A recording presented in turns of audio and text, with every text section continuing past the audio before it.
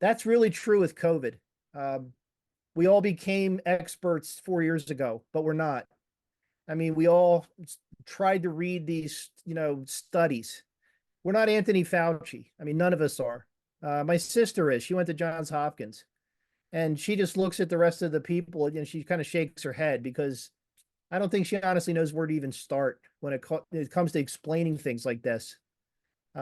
We used to take on faith a lot of science, but we don't do that anymore. And that's true with everything in a lot of ways. That's true with probably kids at your school who don't want to get vaccinated. Um, when I was a kid, you didn't make that question. You just did it.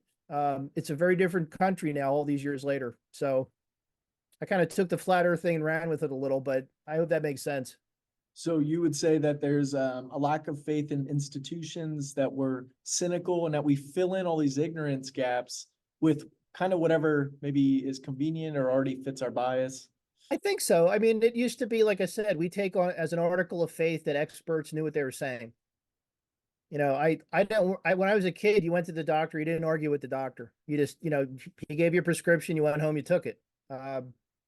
If you had to, you followed guidelines. I mean, I don't think questioning's bad, but informed questions have to be what governs all this story. That's the problem.